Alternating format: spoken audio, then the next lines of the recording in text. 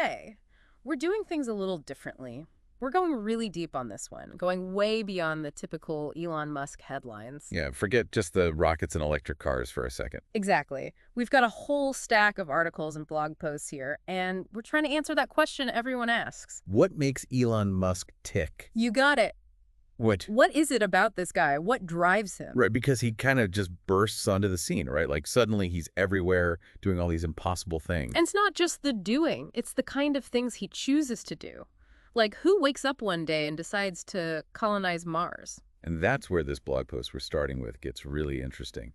The author actually had lunch with Musk. Can you imagine? No way, really? Okay, I've got to hear about this lunch. Was it just burgers and rockets? Well, not exactly. They actually got into some really deep stuff about AI, existential threats, even touched on human genetic engineering. Hold on, genetic engineering. Okay, we're definitely circling back to that.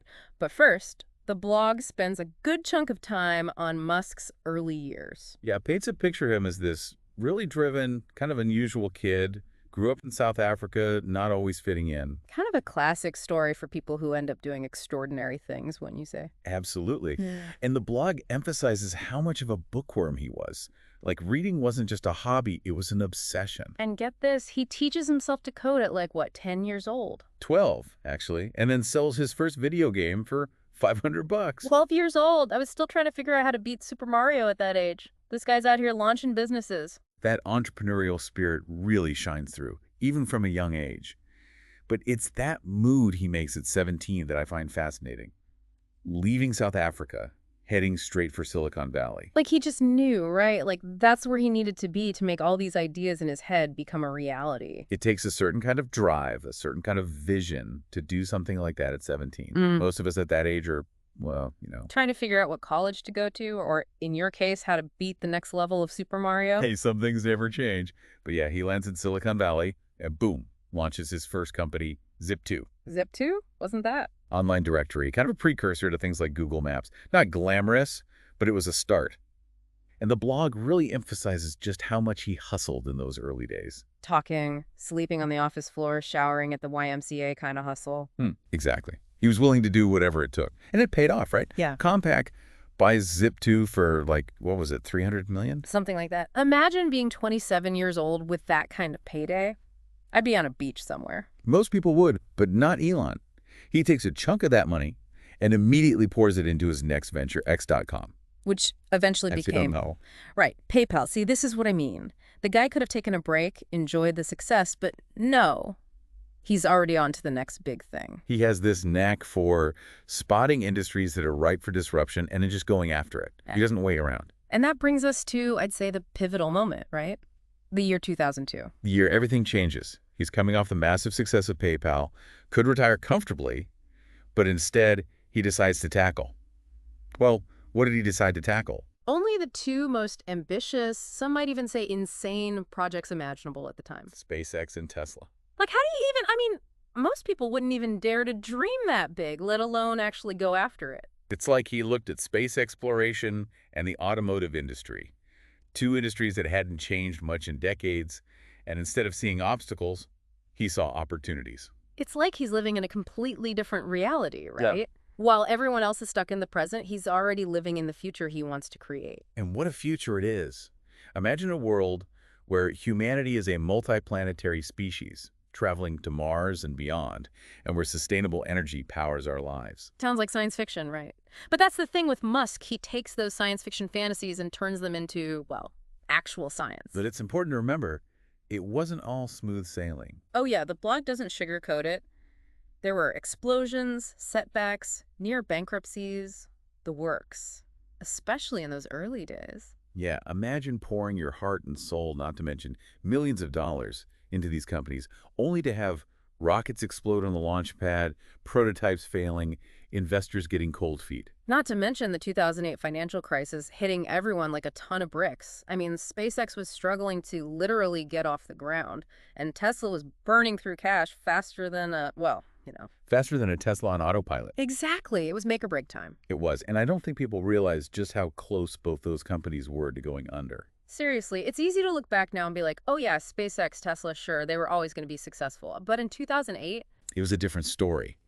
The blog really captures that sense of being on the brink.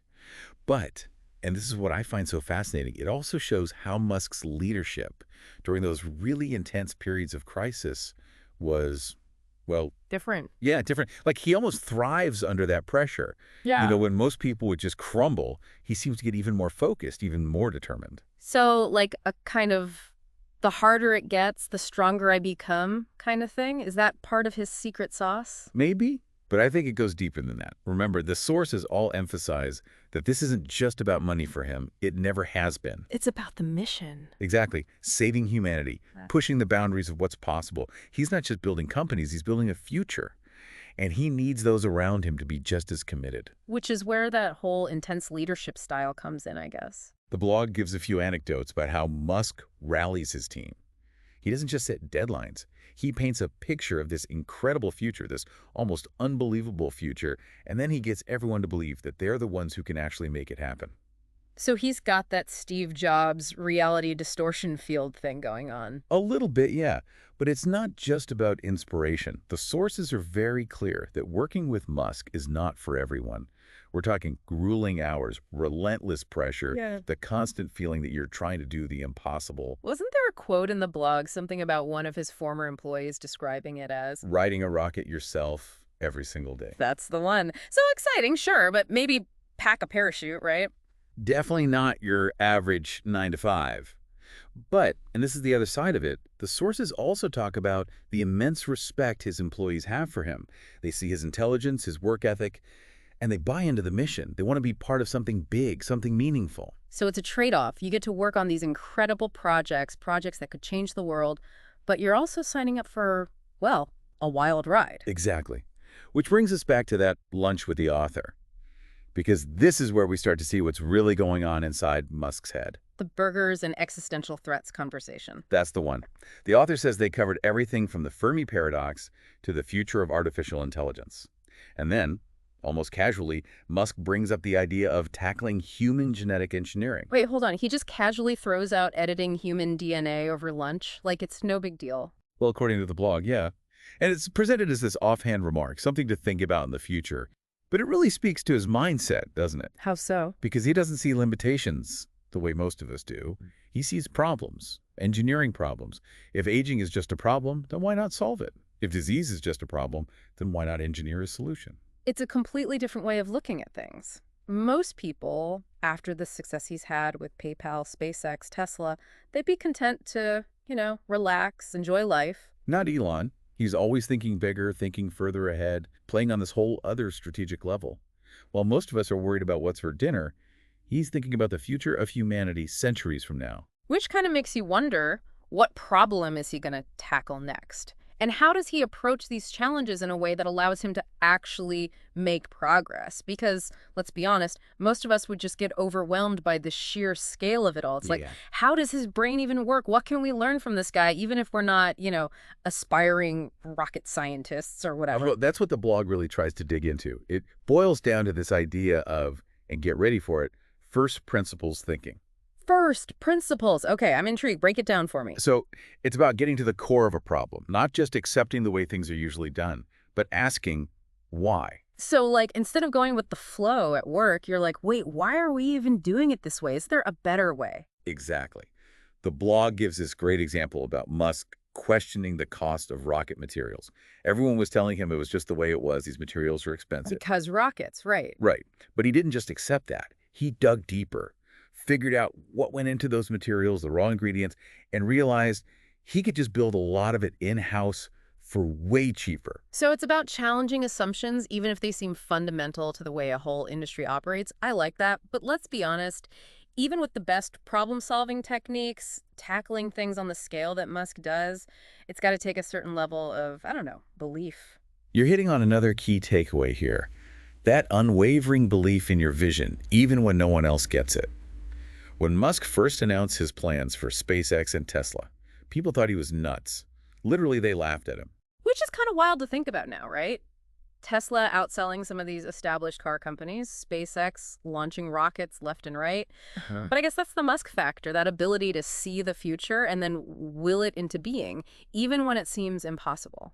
And it's not just about ignoring the doubters. It's about using that skepticism as fuel. So less, I'll prove them